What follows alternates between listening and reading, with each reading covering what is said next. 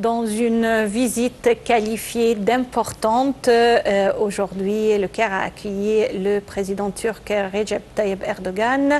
Le président Abdel Fattah el-Sisi a accueilli, et son épouse ont accueilli son homologue turc Recep Tayyip Erdogan et son épouse à l'aéroport du Caire. Une séance de négociation élargie a eu lieu après cet accueil. Et puis une conférence de presse. Au cours de cette conférence de presse, Monsieur le Président Abdel Fattah el-Sisi a donné un discours au cours duquel nous avons compris comment les deux pays sont vraiment actuellement dans le processus d'ouvrir un nouveau chapitre entre les deux pays, un chapitre marqué par la coopération mutuelle réciproque en ce qui concerne la lutte contre le terrorisme, également en ce qui concerne la restauration de la paix et de la stabilité dans la région, venant à l'aide des Palestiniens, et également le volet le plus important, c'est également de réchauffer les relations bilatérales. Afin de mieux parler de tous ces volets et également les points importants au cours de cette conférence de presse, nous avons contacté par téléphone M. Ahmed El-Lissi Nassef, analyste politique. Bonsoir. Bonsoir à vous, madame. Monsieur Ahmed El-Lissi Nassef, cette visite aujourd'hui peut être qualifiée comme un tournant dans l'histoire de la coopération bilatérale entre les deux pays, puisque c'est une première après plus de 10 ans.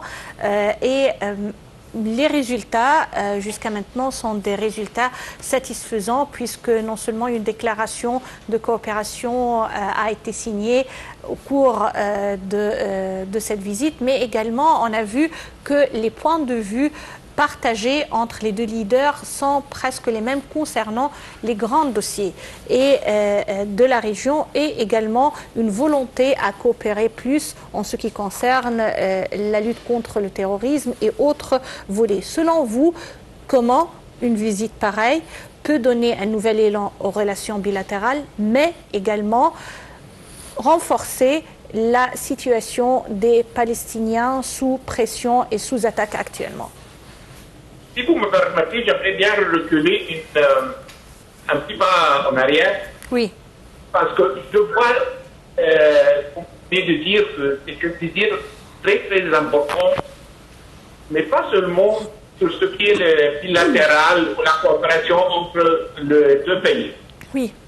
Cette désir est une indication à un changement énormément important dans la stratégie de la diplomatie égyptienne.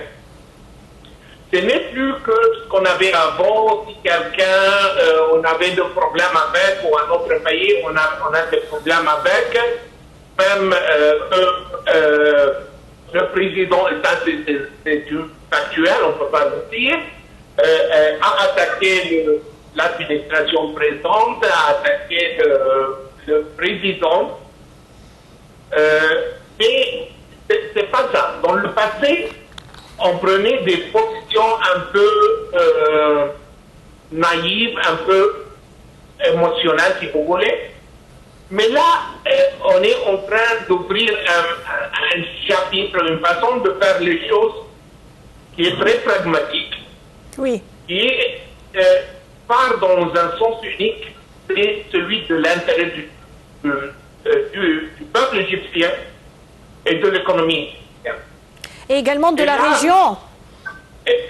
Absolument. Mais c'est l'intérêt de l'Égypte qui vient comme numéro un, et puis la région. Oui. Donc là, le président ici était très pragmatique, était sur le nouveau de ce qui est en train de se passer dans le monde, et il s'est élevé de toute émotion et des grands slogans qu'on avait dans le passé. Oui. Et il a vu que c'est dans l'intérêt de son peuple, de son pays, de son économie, de reprendre les relations bilatérales avec la Turquie. Oui. Et il l'a fait. Mais il ne l'a pas fait sans condition. Si on se rappelle tous, il a mis, si vous voulez, des conditions ou des exigences que la Turquie devait délivrer juste avant qu'on puisse retourner en relations bilatérales normales. Et là, on sait tous que les frères, j'aime pas le mot musulman, mais cette organisation terroriste